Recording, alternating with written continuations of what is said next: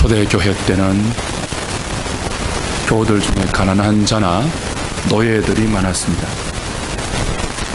노예 성도들이 많았던 이유는 당시 팍스 로마나 체제의 도시들이 거의 노예를 경제 활동의 중요한 수단으로 활용했기 때문입니다. 로마의 당시 인구가 120만 명으로 알려져 있는데요. 그중에 40만 명이 노예였습니다. 이탈리아 전체 국민이 600만 명일 때 노예의 숫자가 200만 명 이상이었습니다. 거의 국민의 3분의 1이 노예였죠. 이건 다른 팍스 로마나 체제의 도시에서도 거의 비슷한 현상이었습니다. 보통 자유인 한 가정에 한 명 내지 두 명의 노예가 있었고요. 부자의 경우는 400명 이상의 노예를 두었습니다. 심지어 4,000명이 넘는 노예를 거느린 집안이 있었고, 로얄 패밀리, 왕가에서는 2만 명 이상의 노예를 두었다고 하죠. 가히 당시 로마 제국에서 노예들이 얼마나 많았는지를 상상케 해주는 그런 수치들이라고 할 수 있습니다.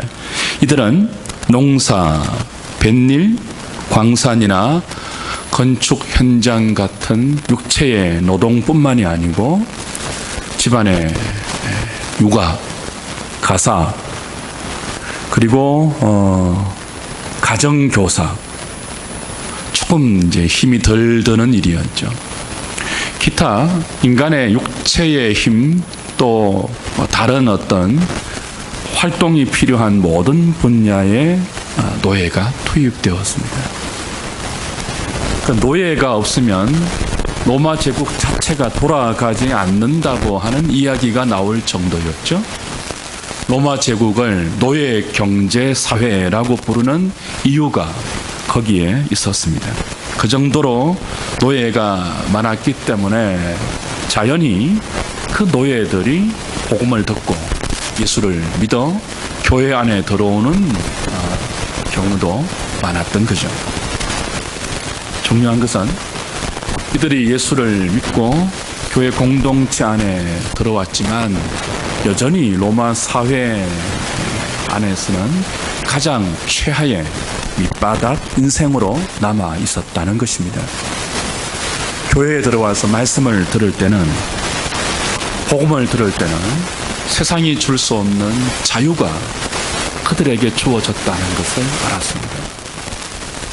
예배를 드리면서 하나님 말씀을 들으면 세상에서 얻을 수 없는 존귀함이 하나님의 자녀라는 신분으로 자신들에게 확보되어 있다는 사실을 배웠어요. 하나님께서 그들을 왕같은 제사장으로 불렀다는 이야기를 들었습니다.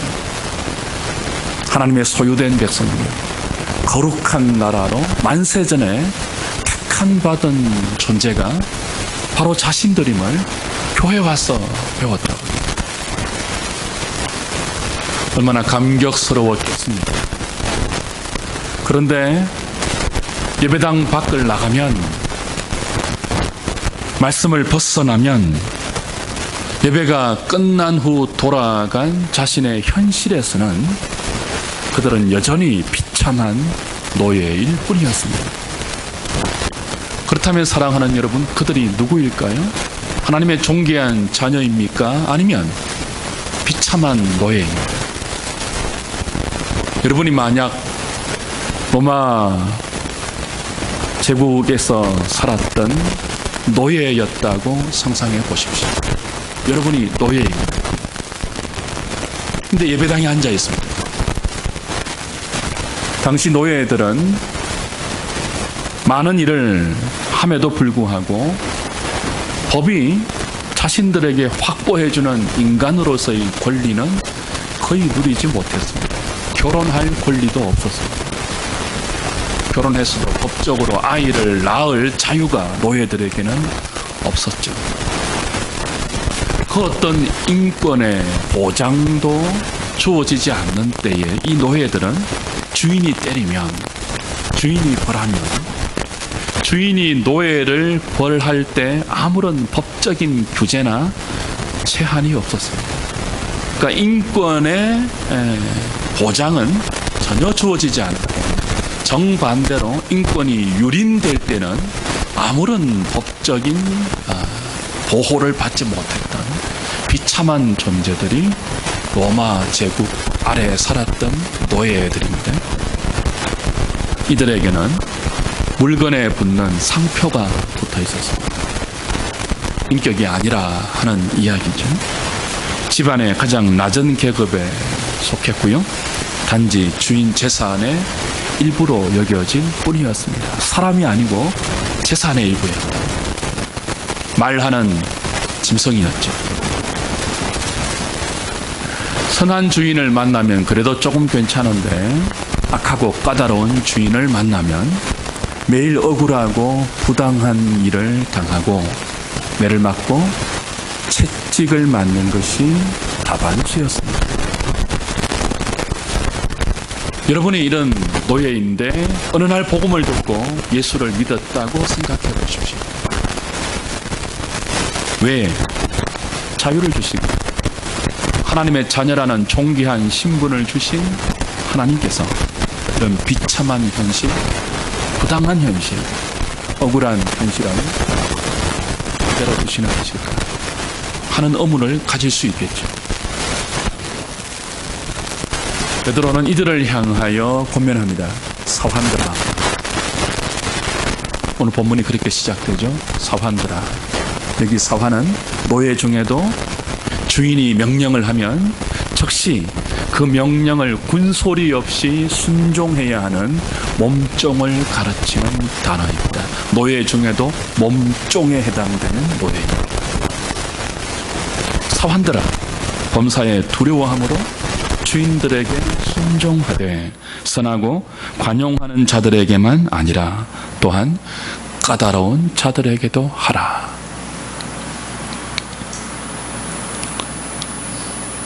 이들이 교회 나와서 들었던 하나님의 말씀은 너희는 천사들보다 존귀한 하나님의 자녀다 하는 말씀이었습니다. 너희는 택함 받은 백성이고 제사장이다. 거룩한 나라이다. 그의 소유된 존재들이다. 그 말씀을 들었다고요. 그러나 현실에서는 주인의 명령이 떨어지면 군소리 없이 즉각적으로 순종해야 하는 비참한 몸종 노예일 뿐이었습니다. 예수 믿는 순간 얻었던 놀라운 자유, 엄청난 신분, 그것이 현실에서는 아무 소용이 없었다고요. 여러분, 우리의 신앙도 그렇지 않습니까? 우리가 생명처럼 붙드는 진리의 교리, 보석 같은 우리의 신앙 고백, 이것이 세상에서 먹히던가요? 전혀 먹히지 않습니다. 애굽에서 종살이하던 이스라엘 백성을 하나님이 해방시켰습니다. 자유를 주셨습니다. 하나님 백성이 되게 하셨습니다. 그리고 그들에게 법을 주셨죠. 그 법에는 다시는 너희들끼리, 너희들 안에서 다른 사람을 종으로 삼는 일이 영원토록 지속되지 못한다라고 해서 안식년을 주셨고 희년을 주셨습니다. 하나님께서 해방시킨 이스라엘 백성들 가운데 다시는 노예로 살아가는, 억압받는 인생은 없어야 한다, 그런 뜻이죠.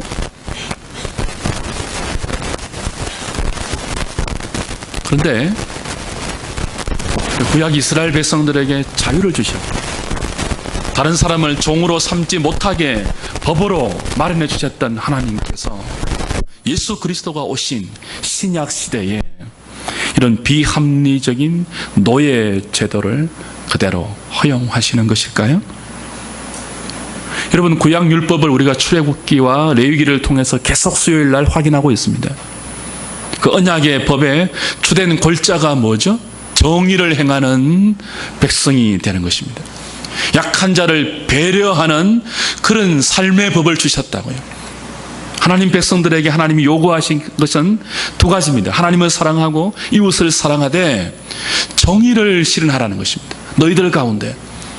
그리고 약한 자를 끊임없이 배려하는 그런 법을 주셨습니다.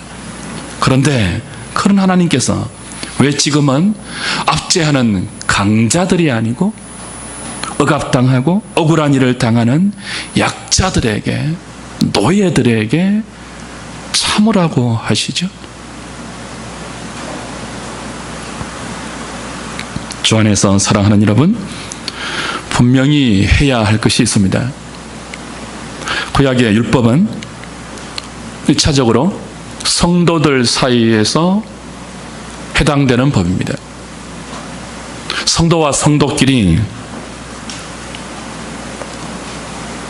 다른 사람을 자신의 유익을 위해서 종으로 부리거나 노예로 삼을 수 없죠.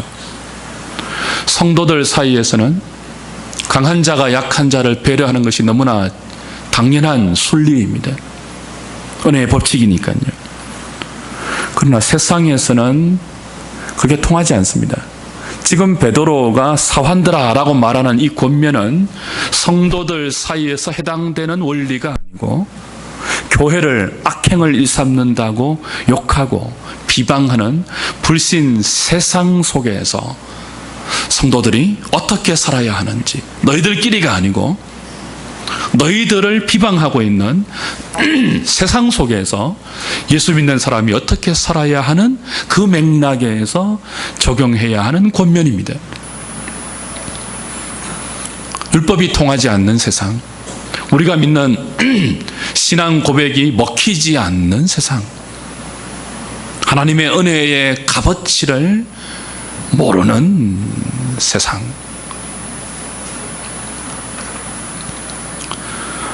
예나 지금이나 세상은 정의를 위해서 달려가지 않습니다. 세상이 달려가는 목표는 이익입니다. 우리는 이익이 아니고 정의를 위해서 살아가죠. 근데 세상은 정의가 아니고 이익을 위해서 달려갑니다. 교회는 썩지 않고 더럽지 않고 쇠하지 않는 하늘의 기업을 소망으로 삼습니다만 세상은 썩고 쇠하고 더러운 것을 꿈꾸고 소망합니다. 다르죠. 근본이 다르고요, 가치가 다르고요, 추구하는 목표가 다르고요, 소속이 다릅니다. 세상과 교회는 본질이 다릅니다. 그래서 세상은 우리가 추구하는 목표와 가치와 소망을 하찮게 여기고 우습게 여기고 조롱하고 비웃습니다. 우리의 신앙 고백을 쓰레기처럼 여깁니다. 그래서 1세기 당시에 신실한 교우들이 로마의 황제 숭배를 온몸으로 거부하고 우리의 주는 가이사가 아니고 십자가에 달리신 예수 그리스도입니다 라고 신앙적인 결단을 했을 때 그들은 교회를 욕했습니다. 악행을 일삼는 자들, 위정자에게 순종하지 않는 반항꾼들, 못된 놈들 비방하고 욕을 했죠. 이런 맥락에서, 이런 형편에서 베드로는 너희가 해야 할 일이 있다. 교회가 욕을 들어먹고 있고 세상에서 성도들이 비방을 당하고 있습니다. 어떤 변명도 통하지 않고 우리가 고백하는 어떤 진리도 먹히지 않는 현실 속에서 어떻게 우리의 진리를 변정할 수 있죠? 어떻게 우리가 악행하는 자들이 아니며 우리가 고의로 위정자의 통치를 거부하는 것이 아니며 우리가 이 세상의 질서를 유린하는 자들이 아님을 어떻게 증명할 수 있죠? 우리의 몸으로 우리가 고백하는 신앙 고백과 그에 속한 진리를 살아내는 것 외에는 없습니다. 악을 선으로 갚는 선행, 너희를 비방하는 이방인들 중에 행실을 선하게 가져 너희를 욕하는 그 비방을 잠재우고 하나님의 영광을 찾아오는 그 선행, 그거 외에는 없다고 베드로가 지금 말하고 있는 것입니다. 인간의 모든 제도를 주를 위해서 순종하라, 그렇게 떨어지는 맥락이었죠. 이어서 사환들아, 너희가 범사에 두려워함으로 주인에게 순종하되 선한 주인만이 아니고 악하고 까다로운 주인에게도 그리하여 너희의 선행을 그들에게 보이라. 그렇게 지금 문맥이 이어지고 있는 것입니다. 예수 믿는 노예가 악한 주인의 부당한 대우 때문에 고통을 당하고 있습니다. 얼마나 힘들겠습니까? 주인을 대하는 것이 두려움입니다. 그 주인의 말을 듣는 것 자체가 공포입니다. 그런 노예를 향하여서 성경은 말합니다. 범사에 두려워함으로 주인에게 순종하라. 여기 두려움은 주인에 대한 공포가 아니죠. 17절에 이미 말씀한 것처럼 하나님에 대한 두려움입니다. 악한 주인이 주는 공포, 악한 주인이 주는 억압이 필연적으로 가지고 오는 두려움, 그것을 극복할 수 있는 길은 하나님을 두려워하는 것입니다. 하나님을 경외하는 것이죠. 하나님을 두려워함으로 악한 주인이 주는 공포와 두려움을 극복하는 것입니다. 근데 거기서 그치지 않습니다. 베드로는 두려움으로 주인에게 순종하라는 말을 하고 난 뒤 그 악한 주인이 주는 부당한 고난을 하나님을 생각하면서 참아라, 견디라. 그것이 너희를 욕하는 세상 속에서 너희들이 행해야 하는 선한 행실이고 보여야 하는 선행이다 라고 가르치고 있습니다. 오늘 본문의 내용이 그런 내용이죠. 이제 여기서 우리는 이렇게 권면하는 베드로의 권면의 참된 의미를 바르게 이해하기 위하여 본문의 뜻을 조금 더 구체적이고 정확하게 살펴야 할 필요를 느낍니다. 19절 20절을 보면요,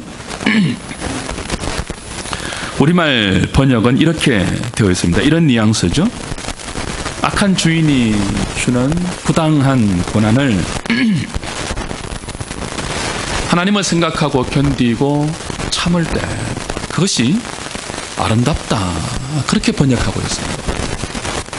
부당한 고난을 받아도 하나님을 생각함으로 슬픔을 참으면 이는 아름다우나 죄가 있어 매를 맞으면 무슨 칭찬이 있으리요. 그러나 선을 행함으로 고난을 받고 참으면 이는 하나님 앞에서 마다고요? 아름다우니라 라고 했다고요. 부당한 고난을 하나님을 생각하면서 참는 것이 아름답다고 번역했는데 원문의 뜻은 조금 더 앞으로 진전됩니다. 카리스라고 해서 이 아름다움을 은혜롭다라고 원문은 말하고 있습니다. 아름다움을 은혜로움이라고 번역하는 것이 더 적절하죠. 무슨 뜻일까요? 세상이 우리를 오해하고 있습니다. 욕하고 있습니다. 비방하고 있습니다. 그런 세상을 향하여 교회와 성도가 보여야 하는 선행의 수준은 단순히 아름다움의 차원이 아니에요. 어려움의 차원이 아니에요. 오직 하나님만이 하실 수 있는 은혜로움의 차원이 되어야 한다는 것입니다. 그것이 본문의 의도입니다. 세상의 오해와 비방을 잠재울 수 있는 것은 그들도 흉내낼 수 있는 선함 정도가 아니죠. 그들도 비슷하게 모양을 갖출 수 있는 아름다움 정도가 아니고 세상이 도무지 흉내내지 못하는 오직 하나님과 그의 생명을 받은 그의 소유된 백성들만이 해낼 수 있는 은혜, 그 은혜로움, 그것만이 교회를 비방하는 세상의 욕을 잠재우고 그들의 비방의 브레이크를 걸고 오히려 그들로 하여금 하나님을 인정하게 하는 유일한 방법이라는 것입니다. 지금 베드로는 교회와 성도의 선행을 윤리적, 도덕적 차원에서 말하지 않죠. 어떤 차원에서 설명합니까? 은혜의 차원에서 말합니다. 그래서 21절부터는 예수님을 통해서 이 논리를 강화하죠. 21절부터 같이 볼까요? 이를 위하여 너희가 부르심을 받았으니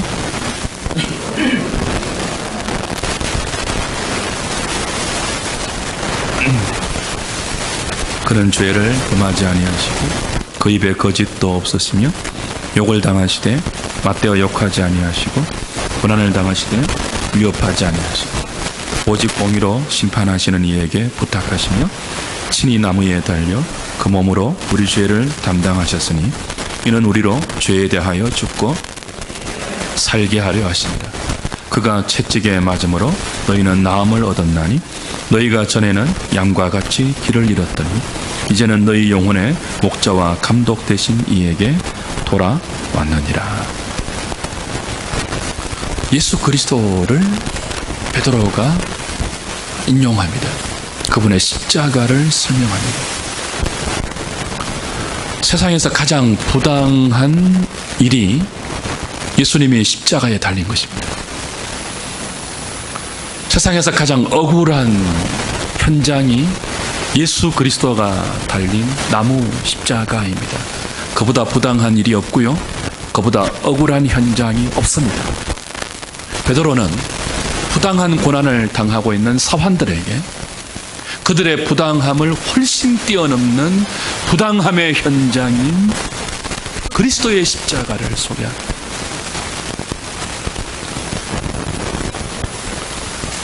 부당한 고난을 당하고 있는 종들에게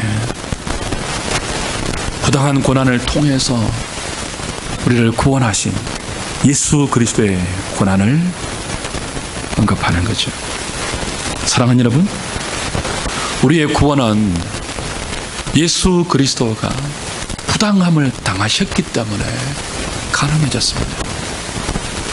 우리의 구원은 그분이 억울함 가운데서 견뎠기 때문에 그 은혜로 허락받은 것입니다.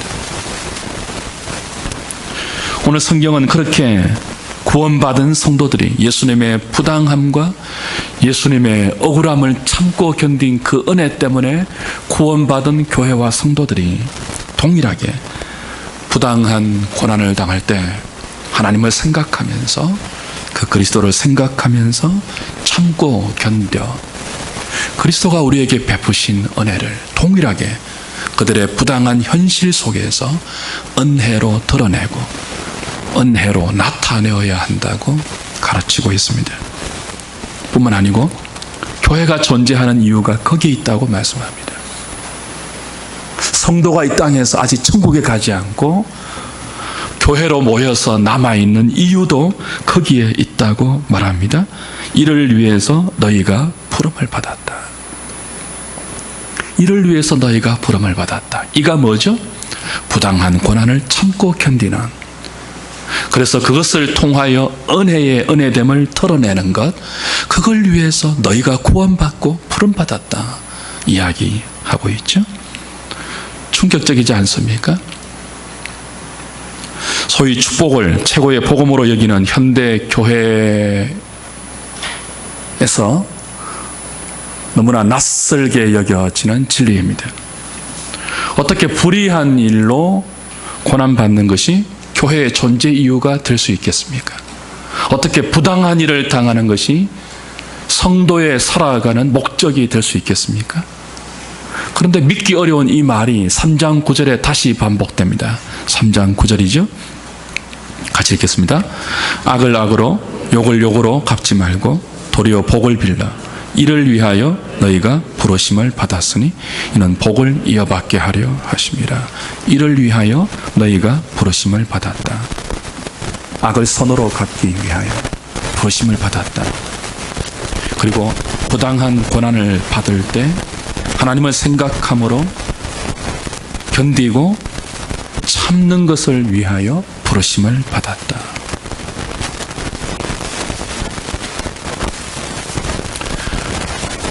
만일 성경의 이 진술이 사실이라면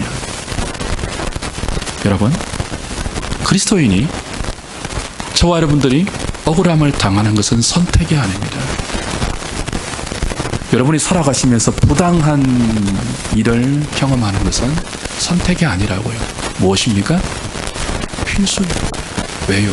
이를 위해서 부르심을 받았다. 충격적이죠.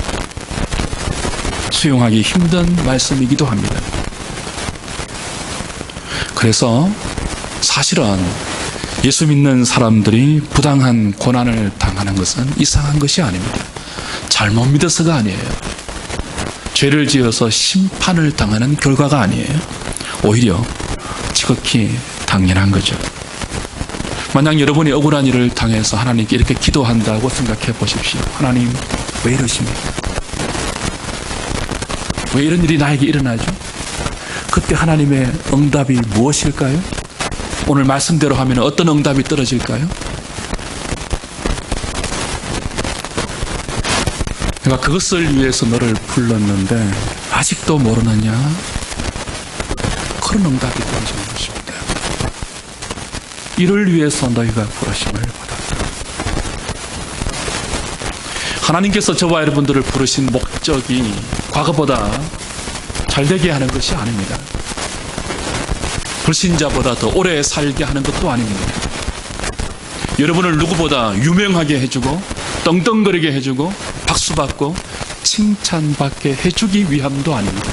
하나님께서 십자가를 통하여 예수 그리스도의 부당함과 억울함과 말도 되지 않는 그 갈보리의 십자가를 통하여 저와 여러분들을 부르신 이유는 그리스도가 그렇게 하신 것처럼 우리도 삶의 구체적인 현장 속에서 부당한 일을 당할 때, 억울한 일을 당할 때 욕을 욕으로 갚지 아니하고 악을 악으로 갚지 아니할 뿐 아니고 선으로 악을 갚는 세상이 흉내내지 못하는 하나님과 그에 속한 그리스도인들만이 해낼 수 있는 은혜를 드러내기 위해서라고 성경은 우리에게 분명히 가르치고 있습니다.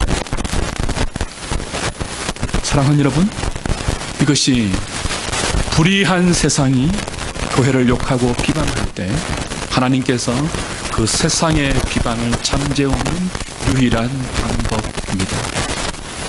정의를 드러내는 정도가 아니죠. 선함을 드러내고 아름다움을 드러내는 정도가 아니죠. 은혜를 드러내라고 하죠. 불의한 세상은 정의 정도로 자신의 불의를 포기하지 않습니다. 우리가 알죠? 악한 세상은 선함 정도로 자신의 악함을 내려놓지 않습니다. 인정하지 않습니다.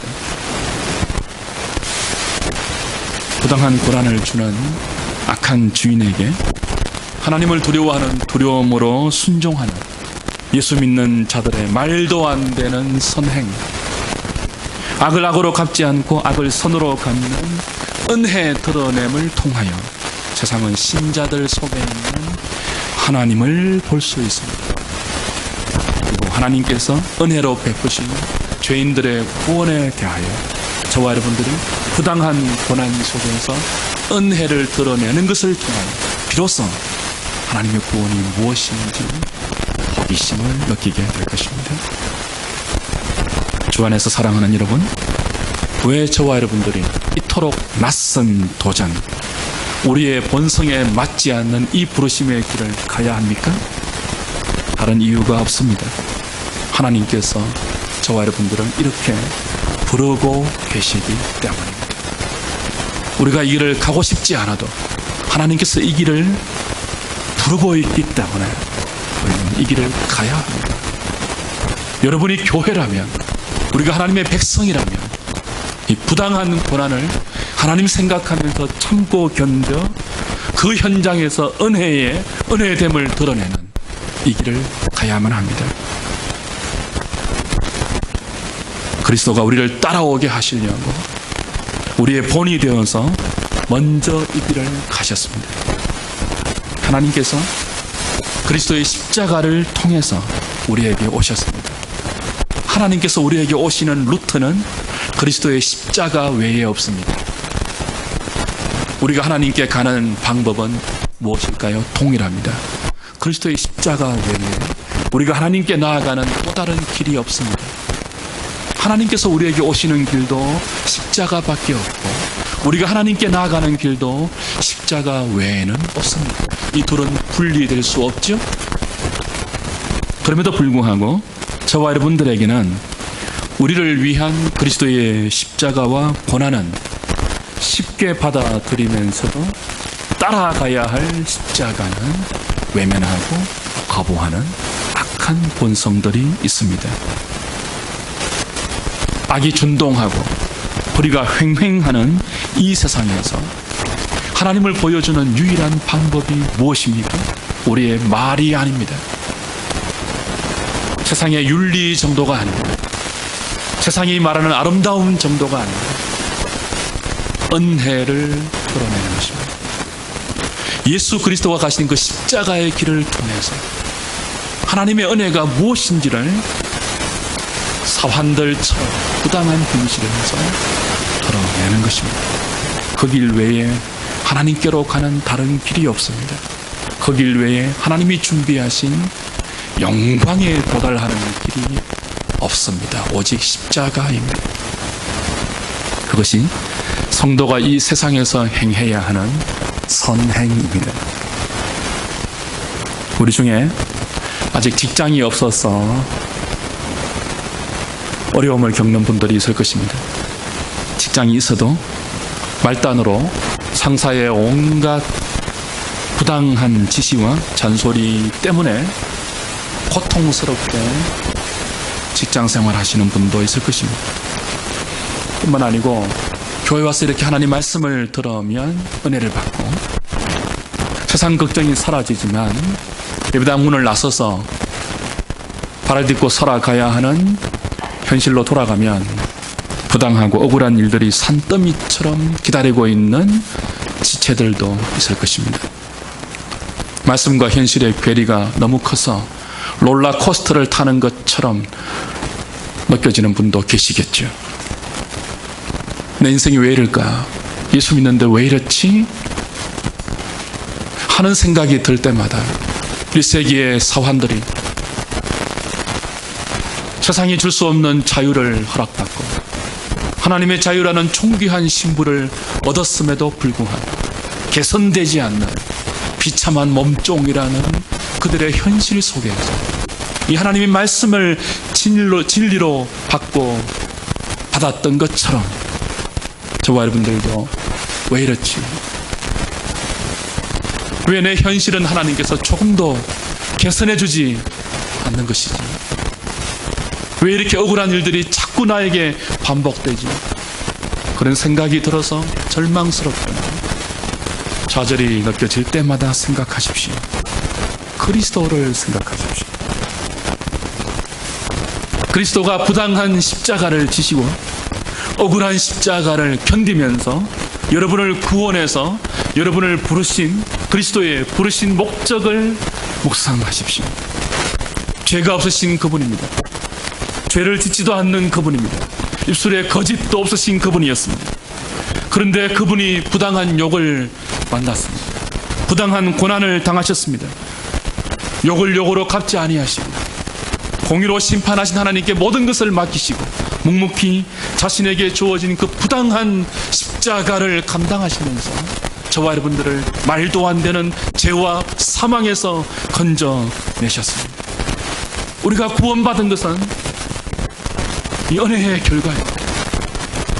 다른 방법으로 저와 여러분들이 구원 얻을 수 없었습니다. 그리스도가 부당함을 감당하는 그 은혜 외에는 그리스도가 억울함을 온몸으로 감수하는 그 은혜 외에는 약한 저와 여러분들이 하나님의 생명을 얻는 방법이 없었다고요. 우리가 생명을 얻고 우리가 자유를 얻고 우리가 존귀함을 얻은 것은 머리에 띠를 두르고 로마에 항거한 헤롯 땅의 열심 때문이 아닙니다. 모든 억울함을 감당하신 그리스도의 십자가 은혜 때문입니다. 그가 채찍에 맞음으로 우리가 마음을 입었습니다. 그가 악을 악으로 갚지 않고 선으로 악을 이긴 결과 우리가 죄에 대해서 죽고 의에 대해서 살게 되었습니다. 그러니 우리도 이 부당한 세상 속에서 아름다움을 추구하고 의로움을 추구하는 차원을 넘어서 은혜를 드러내고 은혜를 추구하는 삶을 살아야 합니다. 그 길을 먼저 가서 우리에게 본을 보여주시는 그리스도의 본을 작은 일에 은혜를 드러내겠다고 이 시간 결심할 수 있기를 바랍니다. 그 결심이 저와 여러분들의 기도로 이어지기를 바랍니다. 기도하는 만큼 순종의 발걸음을 떼어내시기를 바랍니다. 이를 위해서 우리가 부름받았습니다. 저와 여러분들이 이 길을 잘 가면 어떻게 될까요? 단지 세상의 오해를 잠재우고 세상의 비방을 멈추게 하는 정도가 아니죠. 이 길을 잘 가면, 이 부당함을 잘 견디면, 그래서 이 부당한 현실 속에서 은혜를 드러내기를 힘쓰면 우리에게도 엄청난 유익이 있습니다. 고린도후서 4장을 찾고 말씀을 마무리하죠. 고린도후서 4장 8절부터입니다.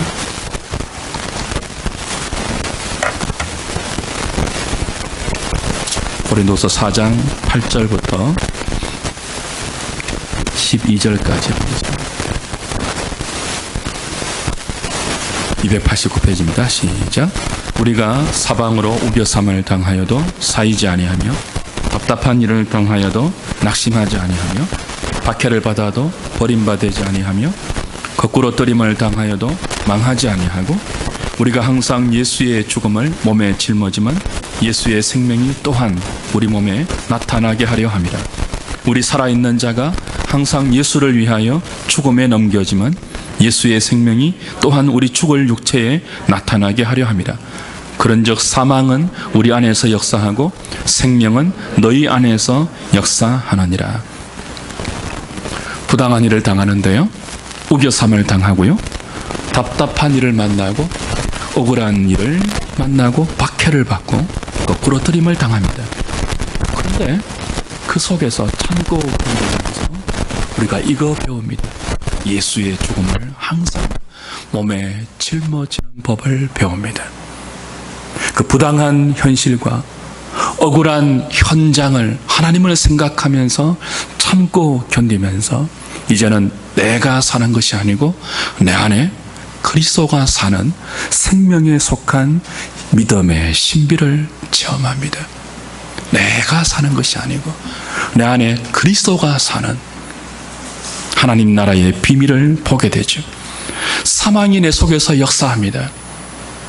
근데 그 사망을 참고 견딜 때 주위 사람들 속에서 생명이 준동하는 것을 목도합니다. 비밀입니다. 무스테리온. 하나님 나라의 신비입니다. 내가 죽는데 다른 사람이 삽니다. 내가 부당함을 온몸으로 견디는데 다른 사람이 회복됩니다. 엄청난 유익이죠. 은혜의 현상입니다.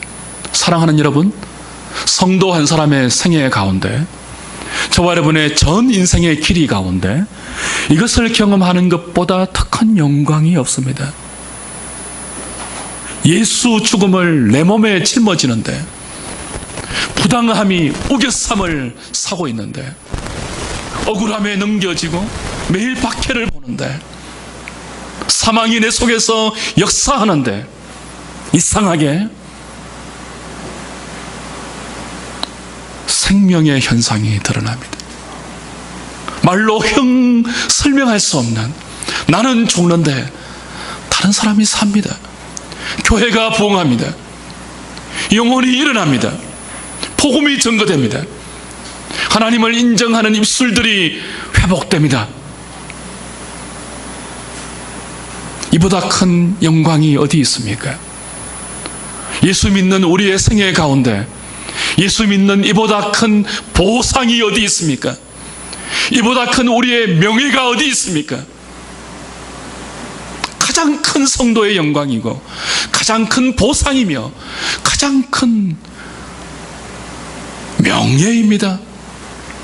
그래서 절망과 한숨의 순간이 올 때, 너무 억울하다, 너무 부당하다, 견딜 수 없는 그때가 여러분에게도 찾아올 때, 지금이 은혜를 보일 수 있는 기회이구나, 이를 위해서 불렀다고 하신 하나님의 부르심에 순종할 수 있는 찬스이구나, 하나님을 생각하면서 그 부당함을 견디는 저와 여러분 되어서 세상이 우리를 통하여 은혜를 보고 그 은혜를 통하여 죽은 자가 살아나며 그 은혜를 통하여 하나님의 나라가 이 땅 가운데 확장되고 퍼져가는 그 귀한 일에 쓰임받는 저와 여러분, 그걸 위해 엎드려서 기도하고 믿음과 은혜를 얻는 저와 여러분 될 수 있기를 주님의 이름으로 부탁드립니다.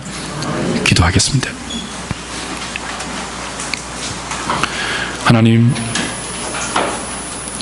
은혜로 살아가는 저희들에게 받은 그 은혜를 세상 속에서, 부당한 현실 속에서, 억울한 현장 속에서 선함을 넘고 어려움을 넘어서 은혜의 은혜됨을 드러내라고 하시니 참으로 당혹스럽습니다.